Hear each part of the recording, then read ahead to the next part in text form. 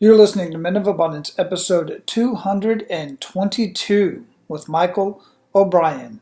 Today, we're asking you to grab a PBR for your last bad day. Welcome to Men of Abundance, the podcast for those looking to level up their lives by hanging out with some of the greatest leaders and established professionals in our community, living a life of integrity, honor, and the abundance mentality. Prepare to pay it forward with your host, former Army medic turned lifestyle entrepreneur, Wally Carmichael.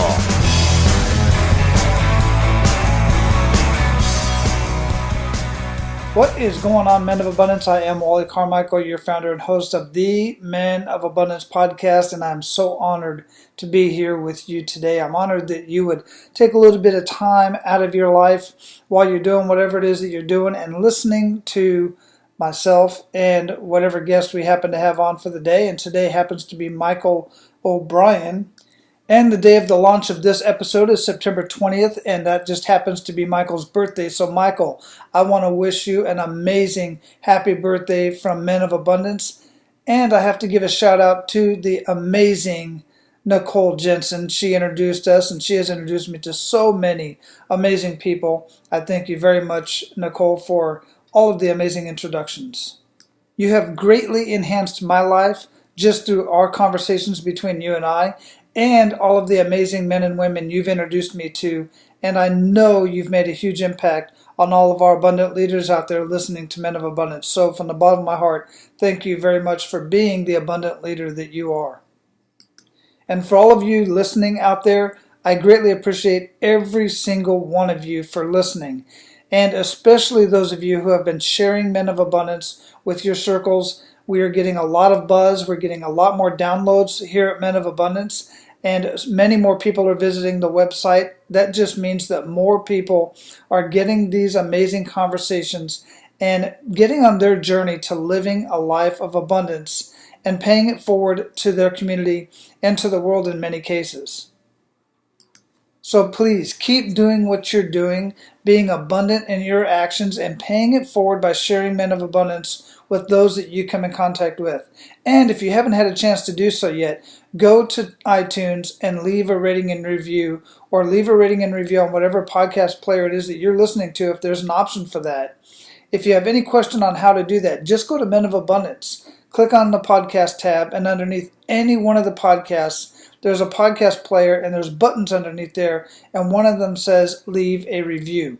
You can go there and leave a review on iTunes, 5-star, 4-star, 3-star, whatever it is. Just be honest, because I do read every single one of them, and I look forward to learning how we can make Men of Abundance even better. And when I say we, I'm referring to myself and all of the amazing guests and those that refer guests to Men of Abundance.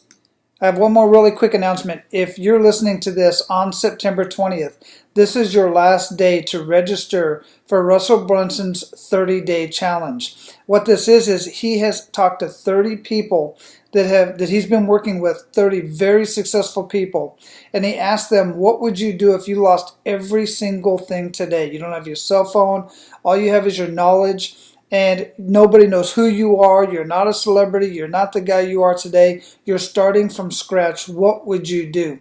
I'm here to tell you, I've been in these videos. There's 30 videos, and I've been listening to them and downloading their day by day, day 1 to day 30, step-by-step process on what they would do. So for instance, John Lee Dumas is in there. I already had a conversation with John Lee months ago. You can search him up for Men of Abundance. I'll put his link in the show notes of this episode. And just today, I've been listening to and I've been reading through step-by-step Akbar Sheikh's plan. And Akbar, I'm going to be having a conversation with him here in a couple weeks. I'm super excited about that, especially after reading through his step-by-step, because he's basically in the same niche that I'm in as far as coaching.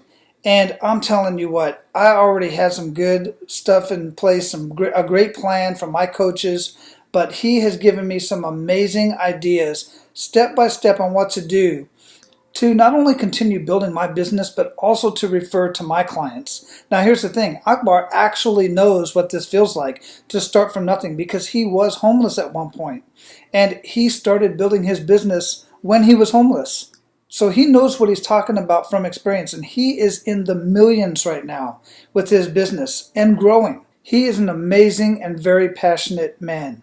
And on top of all the videos that you'll have access for life, Russell has put all of these stories into a book, and you'll have the hard copy and the hardcover book as well. Now, I got to say right up front, because it's the rules, I am affiliated with this program, and as Russell explains in the video, I will get a commission based off of your purchase, but I'm telling you right now, I could care less about getting any commissions whatsoever because the investment was so low for the return on investment. It was low regardless, but the return on investment has already paid off for me personally, and I've only had access to it for the last couple days. So if you want to see what I'm talking about, you can either go in the show notes and click on the link or go to wallyrecommends.com/30 days. wallyrecommends.com/30 days and check out the video where Russell is going to share with you what this whole thing is all about and what the challenge is about, but more importantly, get access to those videos and that book. Now let me introduce you to our featured guest. Today we're talking with Michael Obrien. Michael helps sales and marketing leaders who are juggling it all slay the internal feelings of worry and doubt so they can accomplish complete success. Before starting his executive coaching firm, Peloton Coaching and Consulting, Michael spent over 2 decades in the pharmaceutical bio industry in roles that ranged from sales to marketing to executive leadership. He is also very lucky to be alive. On July 11, 2001, he was struck head-on by a speeding SUV while on a training bike ride. Michael considers this to be his last bad day, and he shares his journey from being a human doer to a human being in his best-selling memoir, Shift, Creating Better Tomorrows, and donates all the proceeds to the World Bicycle Relief. Finally, Michael is an active volunteer and corporate sponsor for the Healthcare Business Women's Association and an advocate for gender parity. He lives in Bergen County, New Jersey with his wife, 2 daughters, 3 dogs, and Rosie the cat. Men of Abundance, it is my honor to introduce you to Michael Obrien. Michael, welcome to Men of Abundance, brother. How you doing? Good, Wally. Aloha. Aloha. Hope your day in Hawaii is going well. Well, I'm no longer in Hawaii. Ah. I know the episodes that are still airing, I was still in Hawaii, except for some of the pre-show stuff, but I officially moved to Florida June 13th. Very June 14th. cool. I arrived June 14th, yeah. Welcome to the East Coast. Yeah, it's exciting. I'm glad to be back with family. We've never lived here, but my family moved here in September. So, yeah, just excited to be here. And people always have. My wife and I were just talking this weekend. She's like, "Well, we're on our way to get a couples massage," and she's like, "So, how are you liking it so far?" I was like, "I'm loving it. I'm really digging it. It's nice. We're going to SeaWorld this weekend for my youngest boy's birthday. Well, actually, my youngest and middle boy, both birthdays in August. So, yeah, we're digging it, man."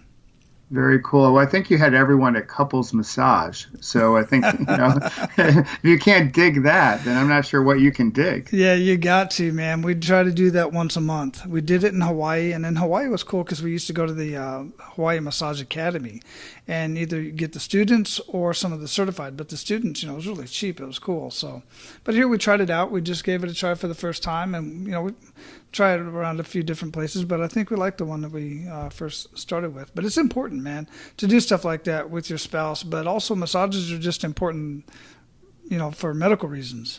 Oh, absolutely. Amen to that. So I try to incorporate some type of massage in sort of my wellness program myself. And also I'll second or echo what you said. I just had a date night with my wife. You have to dedicate that time. You got to invest in your relationships if you want your relationships to be there. Yeah, absolutely. It's important to do that with your kids too. You bet. Yeah. You bet. So where are you at in the world? I'm outside of New York City and New Jersey. So all the people here eventually moved down to Florida. So we're going to send them. We're going to send them all your way. But I've been an East Coaster all my life. Grew up in upstate New York. Went to school in Virginia. Headed to D.C. and came up to New Jersey for my corporate job, and a couple kids later and a lot of roots. We're still here 20 years after we moved, and eventually we'll move out of the area. We just don't know where yet. Yeah, that's one of the places I have not been, but we are definitely going to be taking a road trip to, because my wife has family out there. and they're between Queens and Manhattan, and two uncles and an aunt and a couple cousins that are out there in New York. So I'm looking forward to getting out there and checking that out. Well, very cool. You're gonna have to drop me a line, and I'll give you some tips. It's a beautiful place to live. I know New Jersey and the area sometimes gets a bad rap, but there's a energy about being close to New York, and you got everything you can possibly grab, right? So you can't, talk about abundance. It has everything. So I think you'll have a ball when you're up. It's completely different than Hawaii, completely different than Florida, but every place we can really appreciate what it means and what it represents and sort of take what we want to take from it. Yeah, I agree with that, and I'm looking forward to it too. So before we get too much into our conversation, I like to start out with an attitude of gratitude, man. What do you have to be grateful for today? Well, certainly there's a lot, just the normal stuff, but I want to actually share something with you in the audience. I have a lot of gratitude for our current struggle that we're in with our nation. I know there's a lot of drama in our current nation, but I think right now we can be grateful for our struggle.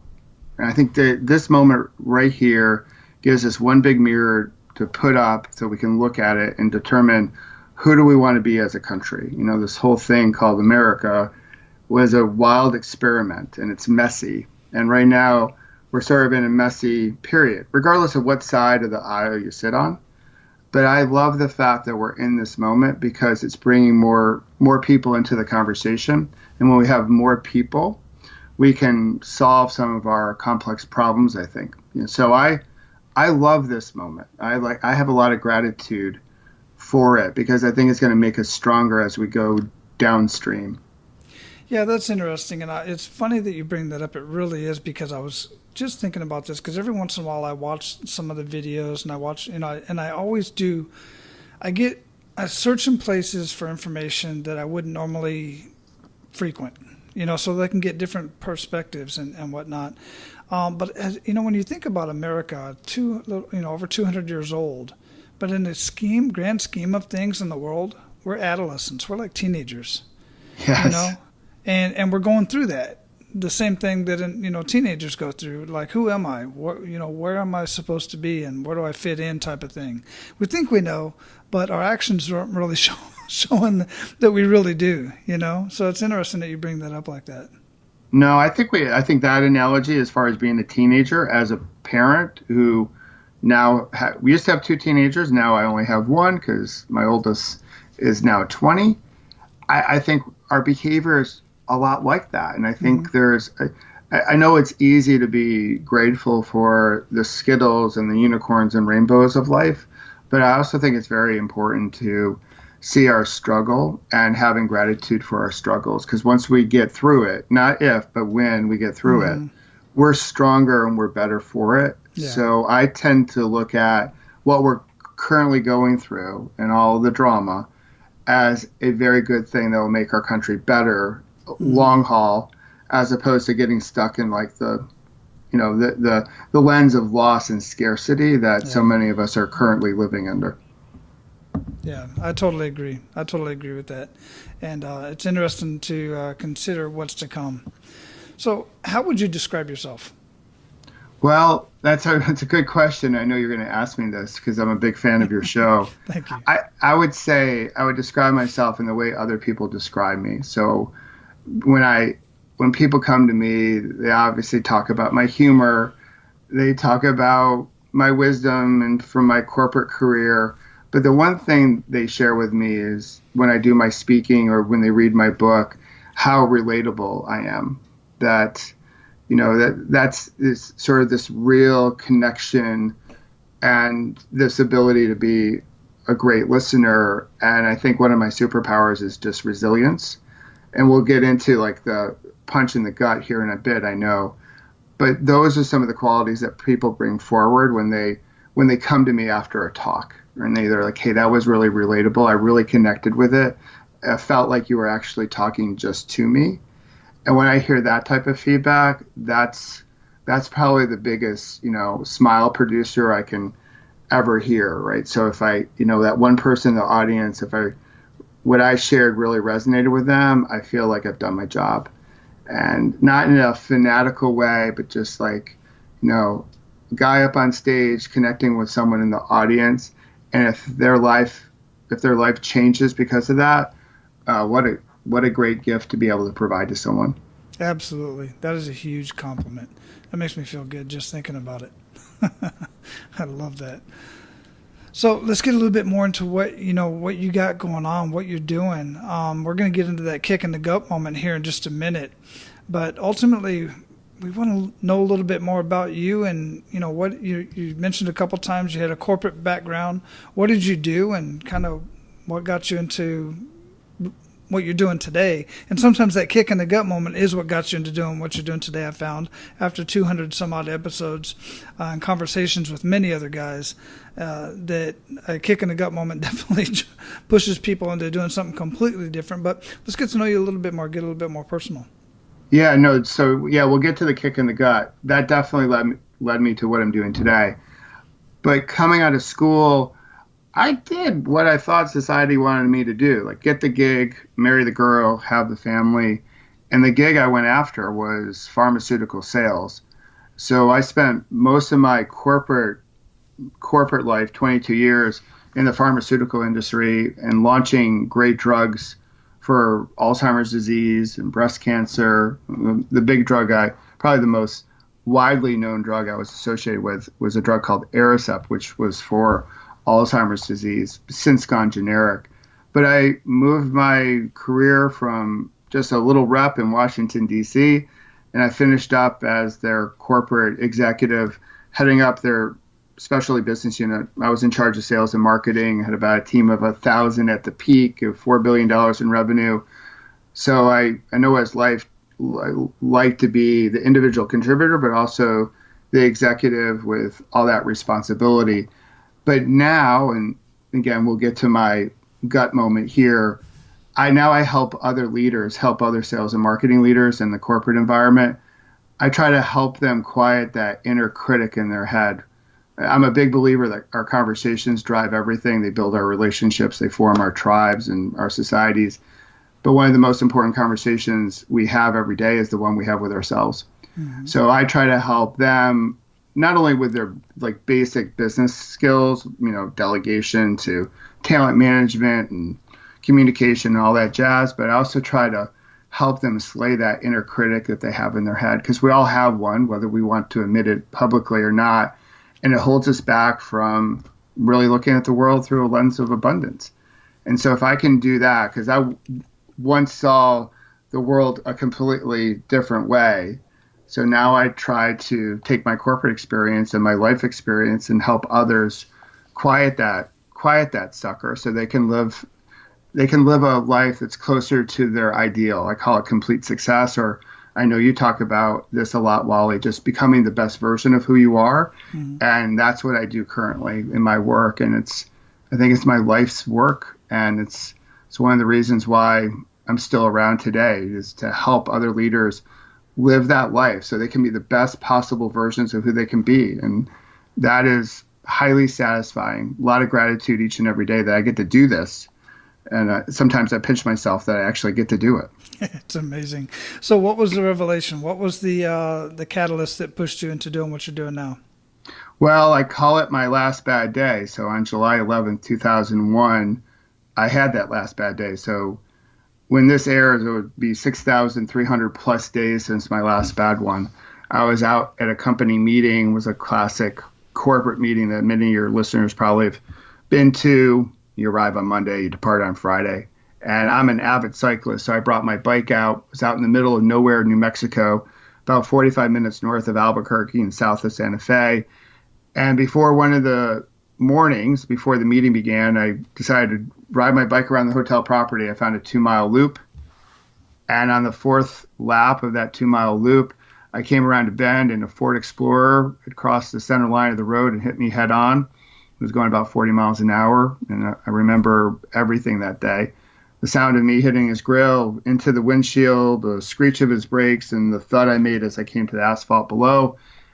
And the rest is still a very vivid memory. The EMTs came. I was knocked unconscious, as one would imagine. But when the EMTs came, talking about humor, and how I would describe myself or how others would describe me, I asked them the question that only another cyclist can really appreciate. I asked them, well, how's my bike? And they looked at me and they're like, God, this guy is like messed up. We had to check him for a brain injury. But I knew in that moment that my life was in question. Just the thought of moving hurt. Like I couldn't move at all. And I was scared to death. I wondered if this is what it felt like to die. And I remember just willing myself, Wally, not to fall asleep. I believed if I could stay awake, I could control the situation. So I kept on telling myself, whatever you do, stay awake, don't fall asleep. And I was sort of drifting in and out of consciousness.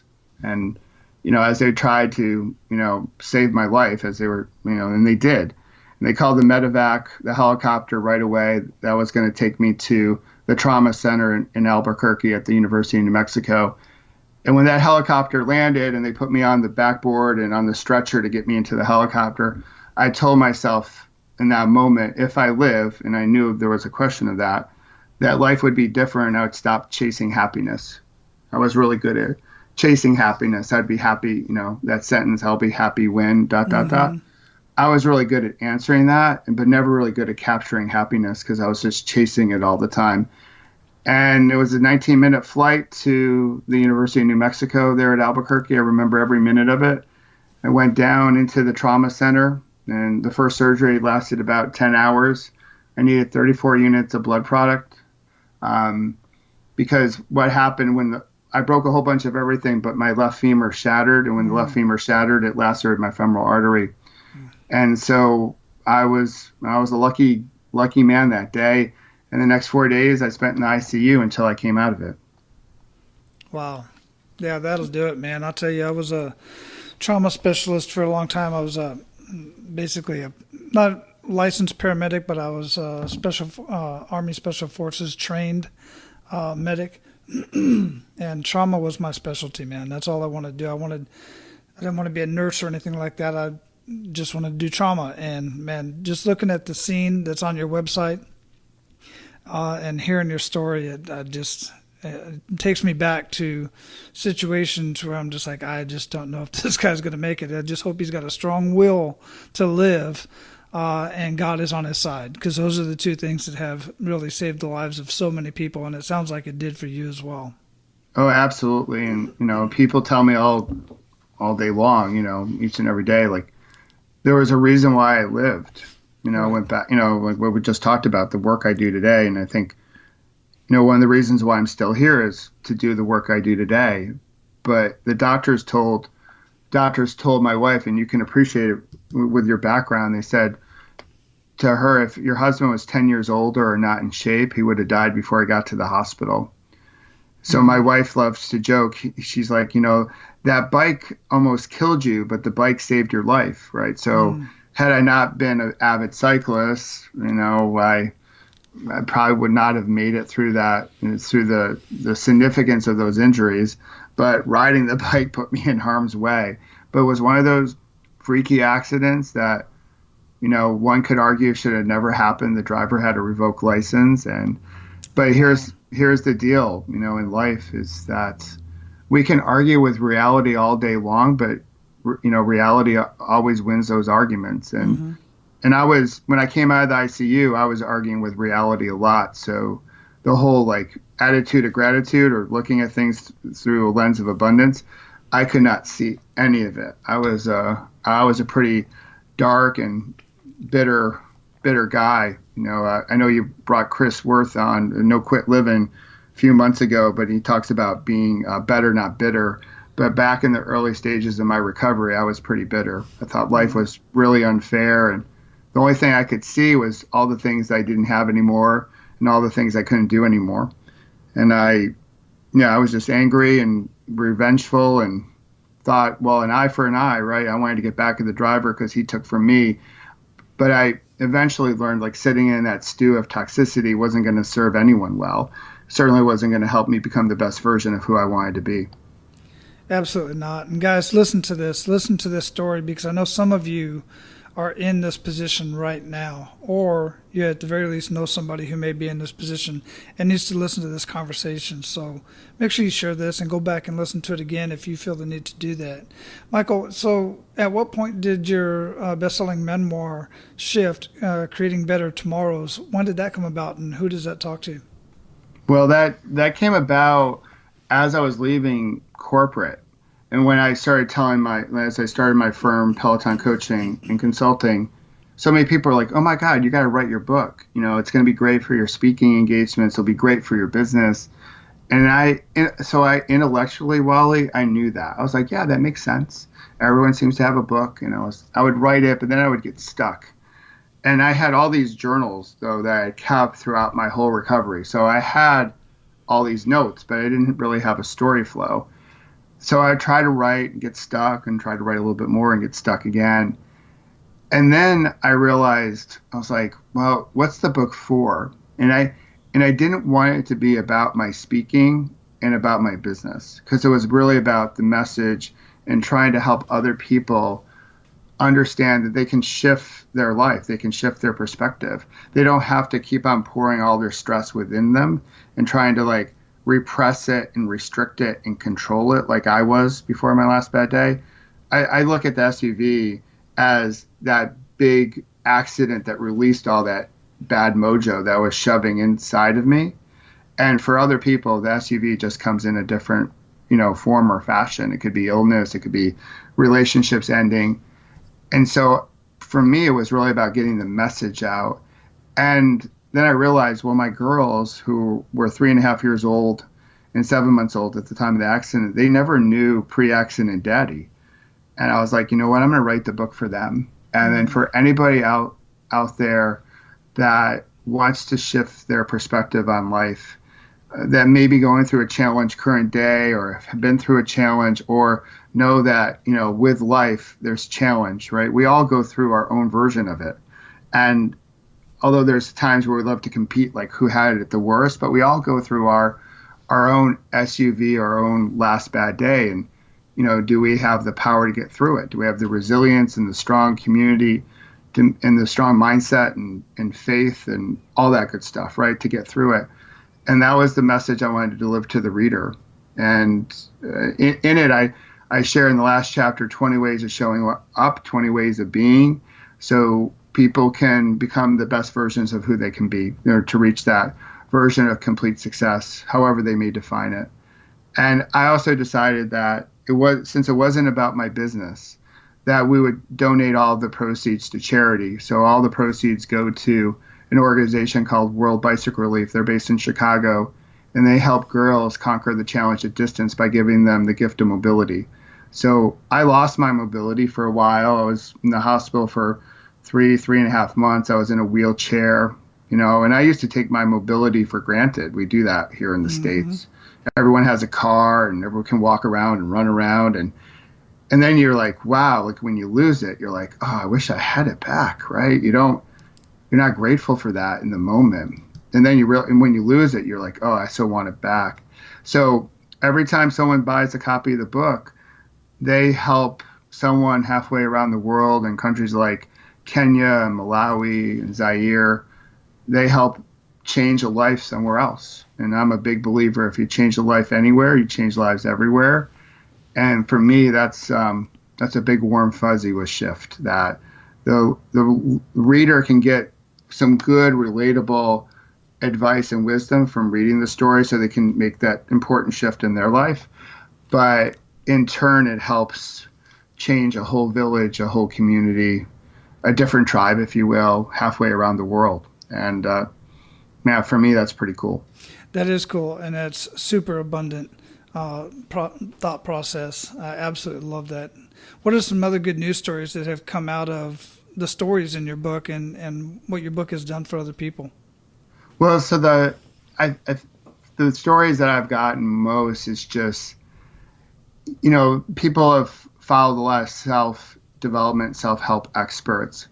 But the way I try to relate my story and share my story and Shift, and going back to, again, how people would describe it, is very relatable. They're like, okay, I can do this. I can become I don't have to adopt someone else's version of success, because out there on the internet, you have so many people sort of touting what success is, and you feel, well, I think a lot of people feel like, well, if that's the definition of success, I have to go after that, and we chase likes and chase engagement and follows and this and that, and we don't really have a clear definition of it. And so when people read it, I give them a chance to sort of just breathe and say, well, my definition of success is being the best I can possibly be and achieve that version of complete success. And here's a pathway that I can start down to help me do just that. And so I see, I hear stories around improving their relationships with their spouse. Because here's the big secret of the book. Although my image may be on the cover, the star of my book is my wife. And I wanted, when I was writing it, I wanted to highlight, and if I went to her and said, hey, here's my idea, she would have turned it down. She would have said, no way, because she's more private. But I really wanted people to realize like how amazingly strong she is. And, without her, we wouldn't be the type of family we are today, because she was throwing a big old curveball. Like, yeah, I was on the stretcher, but she had 2 young kids to deal with and a household to run and a husband that was laid up. And she was absolutely amazing. So I hear a lot of stories about shifting perspective, shifting in mindset, calming down, being more present, and having more joy and gratitude in life. And I think that's one of the things that's missing current day, is that people don't have enough gratitude, and they don't even have a gratitude practice. God knows that I never had one before my accident, but I have one now. And I think if we can just adopt that, we can start getting closer to a better life.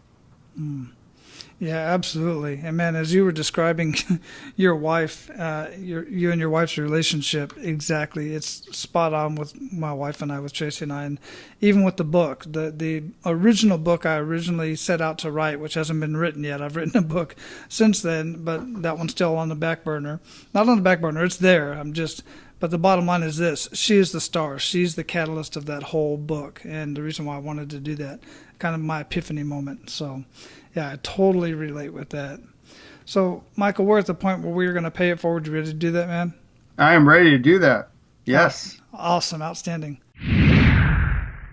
All of you amazing small business owners out there, I want to talk to you for just a second. Are you still having fun in your business? Is it still as fun as you thought it would be 2, 3, 4, 5 years ago when you first got started? Chances are, if it's not, it's because you're not making the revenue that you thought you would. You're putting more hours in than you ever imagined that you ever would put into a job. And you're just really just kind of keeping it afloat. And that's not a great way to live. I want to help you with that. I want you to have as much fun as I'm having on a daily basis. I don't know that you'll ever be able to work out of your home like I do because of the nature of your business. But I want you to be able to spend more time with family and improve your health instead of degrade your health through spending more time at work, more time in the business. I want you working on your business instead of in your business. Now, if this is your first exposure to me, chances are you don't know me from anybody. And I totally get it that you would question, who is this Wally guy? What can he really do for me? So here's what I'm going to do for you, for all of you.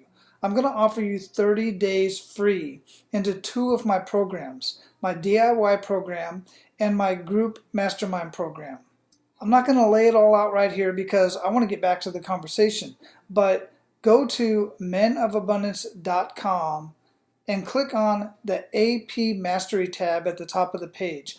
I've put a short video there introducing myself, and I'll put some more information there that you can evaluate and take a look at what it is that I can do for your business. And look, I am willing to work with you for 30 days because I am very confident of the results that I can give you in your business in the first 30 days of you working with me. In fact, on our first 45-minute conversation, I'm going to show you where you have $10,000 to $50,000 hidden in your business. That's child's play for me. I'm not only going to show you where that's at, I'm going to give you strategies on how to uncover that money that's hidden in your business. Now, you can either go to the show notes of this episode or go to menofabundance.com and click on the AP Mastery tab at the top of the page. Now let's get back to the conversation. Share 1 to 3 actionable steps that men of abundance can take today.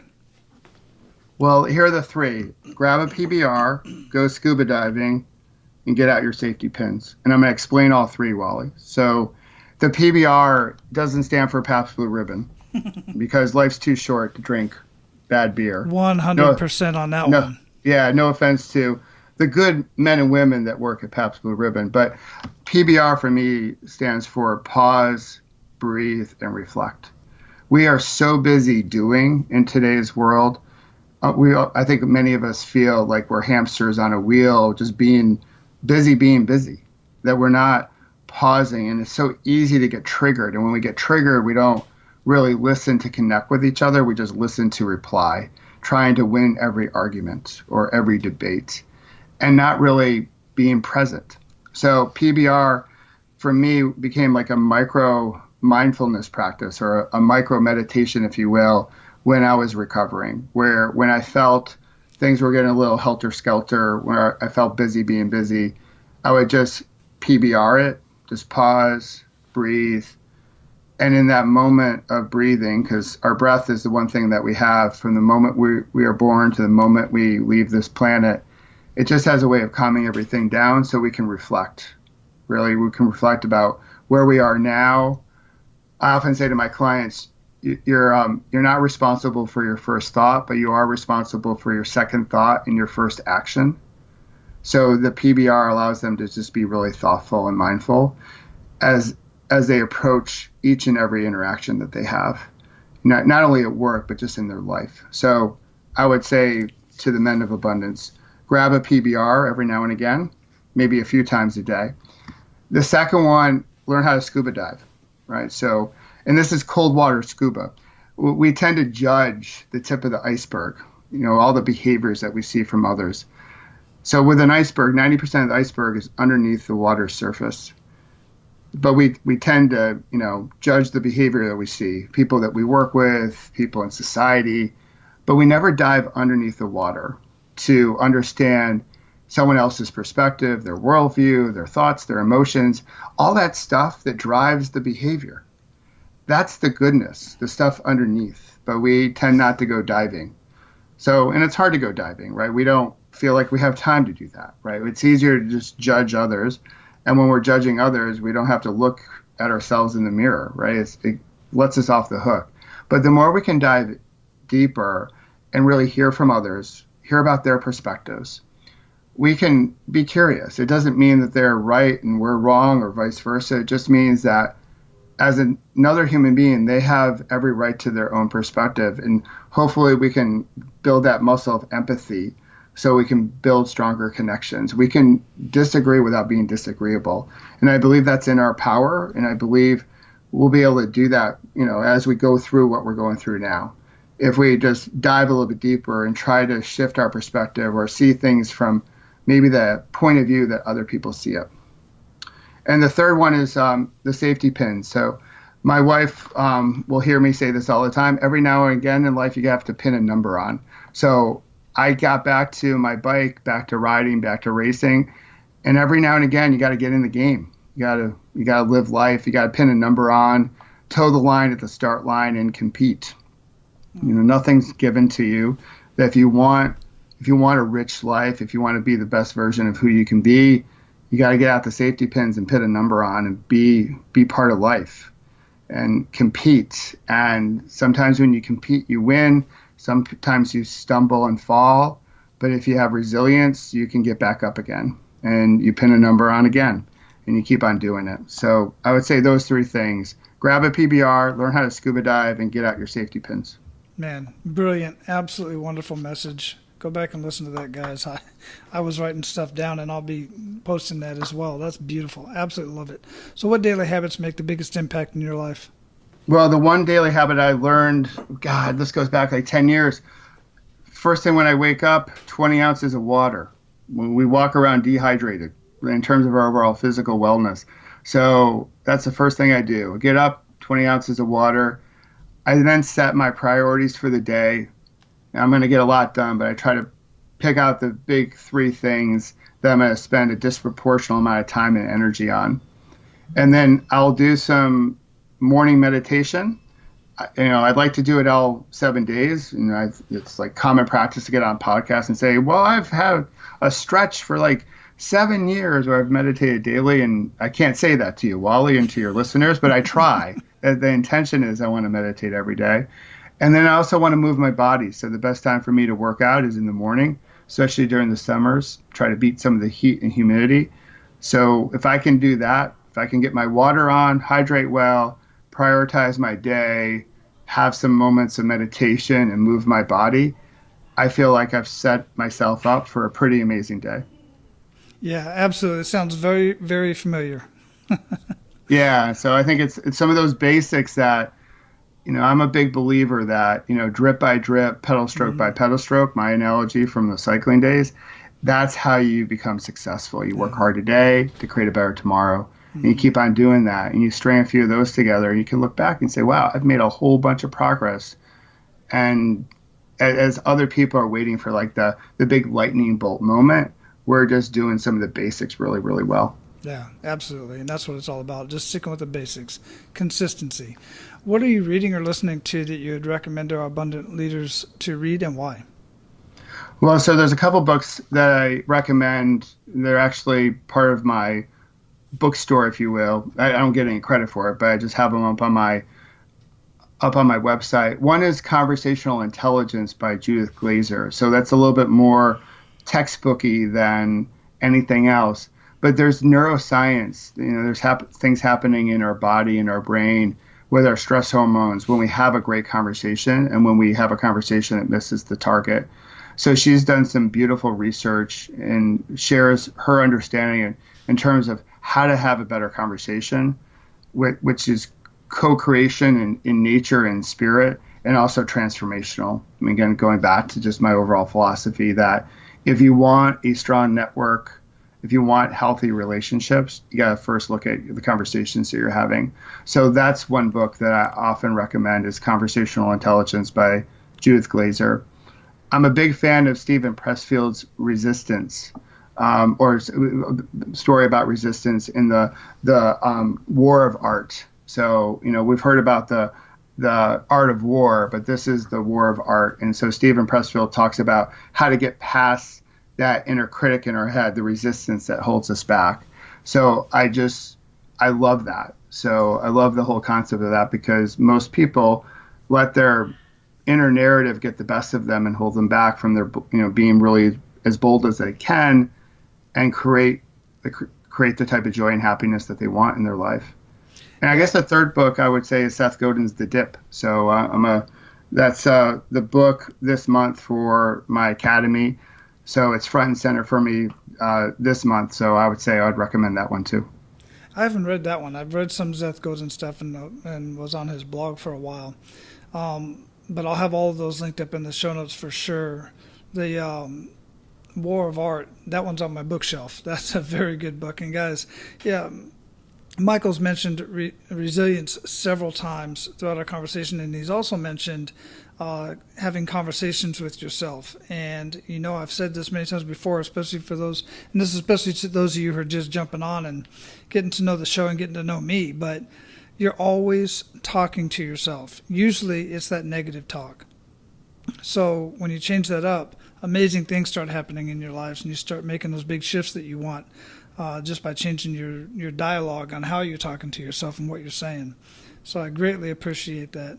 What do you feel holds most people back from living a life of true abundance? Well, I think what you just said, Wally, is that inner critic voice in their head. On my website, I have a resilience quiz so people can check it out and take it. And I ask a question to those who take it, like, well, what's holding you back from achieving complete success? And the number one answer by far is like too much worry, self-doubt, and maybe some anxiety. So people just get in their own headspace. And I think it really holds them back from seeing life as abundantly as, the listeners of the show. Because it's almost like blinders that we put on, and it distorts our view. And if we can take those off, we can see all the things that we still can do and all the things that we still have. And for me, that was my big aha. That was my big shift because I had such a focus around scarcity and loss. Like all I could fixate on was everything I couldn't do. And I was so mad at that. I was so angry. I was actually becoming anger, right? I was like, it sort of became me. As opposed to experiencing anger, I was becoming anger. And then I realized, well, I had to shift my mindset and I had to shift that narrative, that conversation I was having with myself, and developed a process to be able to do that so I could see the world through a lens of abundance. And we all have that inner critic. It all pops up for all of us, including myself, and I know including you. The real question is, how long does it influence us? Like, how quickly can we shift out of it? So when it pops up, maybe it doesn't stay with us for the whole day or the whole week or the whole month, but maybe it's just a few hours or a few minutes. And so we can shift from that negative story to one where it's more positive faster. And I think that's a key thing to life, is being able to make that pivot as quickly as possible. And you need to have awareness to do that. But I think that's the big thing that holds people back, is just listening to that self-doubt in our head. You know, it's like the worst boss we've ever worked for is the one in our head, and holds us back. Yeah, absolutely. I'm going to ask a follow-on question to that because this is very important to me. And that is, what do you feel is a few, maybe one or two techniques to get yourself out of that thought process? Because like you said, even myself, living this life of abundance, I have the mindset, gratitude, the whole bit. But there's times where I'm just sitting here going, man, is all this worth it? Am I doing this right? If I launch this new product or this new book or this new course, what are people going to think? It comes to me as well. What do you suggest to guys to do for that? Yeah, so 3 words, and I'll expand on it, is awareness, acceptance, and action. So going back to what I recommended to guys, like grab the PBR. So in our life, you can look at it as sort of like a clock or a circle. We have events in our lives, and then we have a trigger, right? And the trigger starts that story in our head. And this is where I recommend to people, once we have awareness that we've been triggered, is to pause, breathe, and reflect, grab that PBR. And in that reflection, instead of going right into our storytelling, what I call making shit up, the MSUing of our lives. So we pause and reflect and say, okay, what do we want out of this? And we start working backwards, right? So then we determine, like, okay, what result do we want? And then, okay, if we want that result, what behaviors, what actions do we need to take? And then in order to take those actions, what story do we need to tell ourselves that's more positive in nature to help us drive forward with that? Because those thoughts, our stories, drive those emotions and drive our behaviors. So it starts with awareness, like when are we triggered? Acceptance, knowing that, hey, we're human, we're going to get triggered. There are things that are really important to us. Like if we see something in the world that doesn't agree with our values, we're going to get triggered.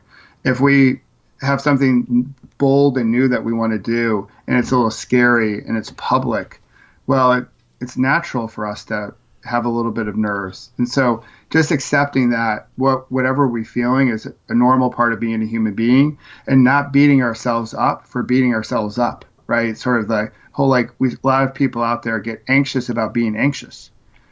And so PBRing allows us to sort of just accept that. The action piece is that sort of reverse engineer what we want. So event, trigger, instead of going right into our story, that inner critic voice, we grab a PBR and then we work backwards. What result do we want? What behavior do we need to get that result? And then what story do we need to tell ourselves is more positive that will drive everything forward? And that's a quick way to sort of get out of that cycle of storytelling, that negative storytelling that so many of us, have grown accustomed to. It's been sort of hardwired in our brain since we were like 5 years old, right? And so we have to lay down new stories to replace some of the limiting stories that are so prevalent in our library of stories in our brain. So working through this self-narrative process can help guys do that. Wow. Yeah, absolutely. That's brilliant. I love that. Thanks for sharing that. And I apologize for throwing that one on you. It wasn't planned. No problem. It was good. No, I love talking about this stuff because I was there before my accident. And the reality is, as a coach and a speaker, as an author, I still go there. I still I'm human just like anybody else. Like just like all the big icons out there on social media, we all have these moments. And the key is, shifting out of them as quickly as possible and not letting them sort of ruin our day or ruin our weekend, or with some people, it ruins a whole year. And life's too short for a year to be ruined just because we got a bad inner critic story happening in our brain. Yeah, and unfortunately, for some people, it just ruins their whole life. I mean, it's just absolutely, I lived too close to that for many years, from very, very young. So, guys, take heed in that and practice it, and go there and take that resiliency test. I just know it's going to help in one way or another. So, what does living a life of abundance mean to you, Michael? It means seeing the world through all the different things that we have and still can do, and having that appreciation and gratitude each and every day. So I think pausing during the course of the day, and I happen to do it at night, and I just, I pause and share my gratitude for the micro victories in life, but also the macro, but also having that gratitude, as I mentioned earlier, for the struggle, because I think the struggle helps us become stronger and better and smarter. And so if we can see the world through that lens, I think that's a life of abundance. And it's not rose-colored glasses, and it's not rainbows and unicorns. I'm not trying to do that. But we get to point our eyes in any particular direction, sort of in the spirit that we go where our eyes go.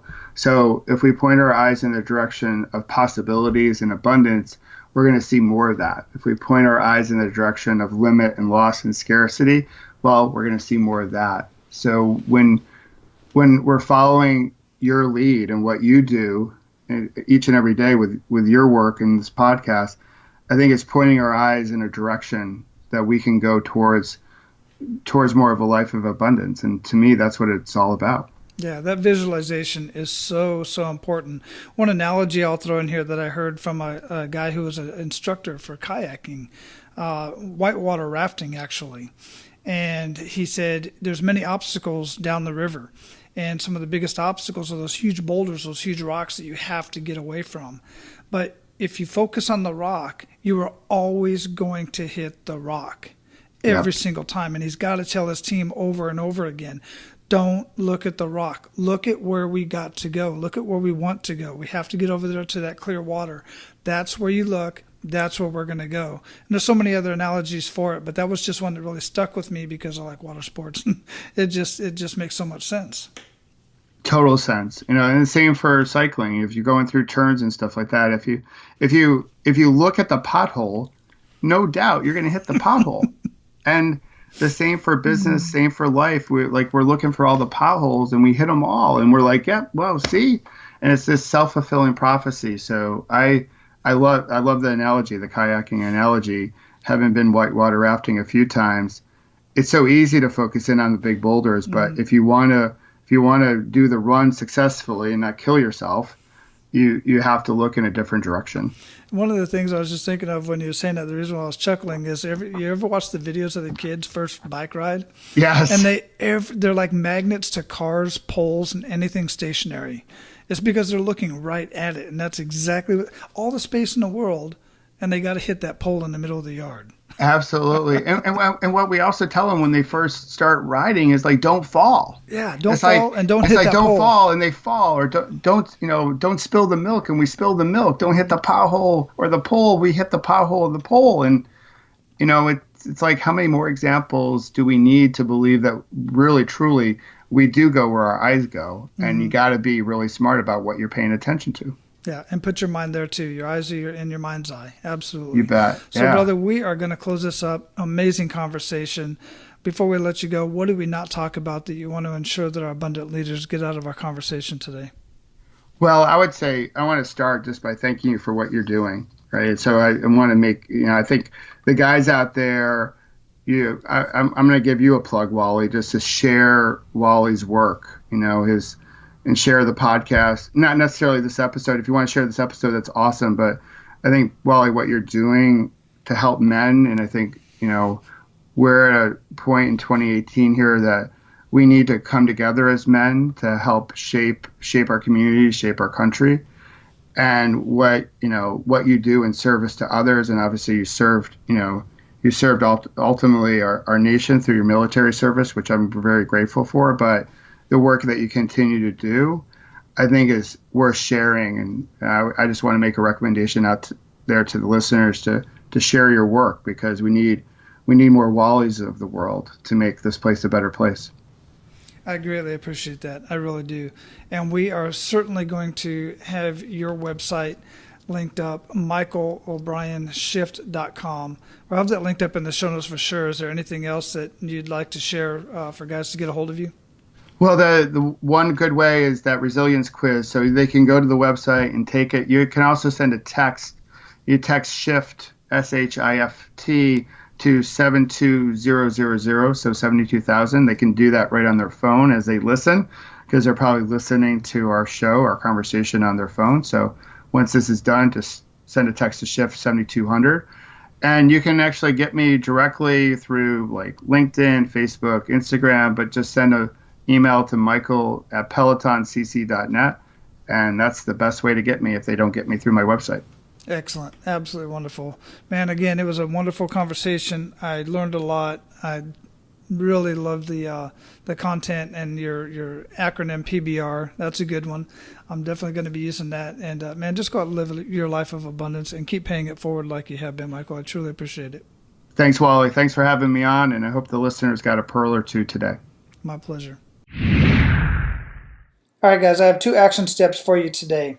One is to realize what may have been your last bad day. If you haven't had that event yet, then consider somebody else's. Consider Michael's. Consider any of the other kick-in-the-gut moments that you've heard here on Men of Abundance. And let that be your last bad day. Meaning, put it into perspective.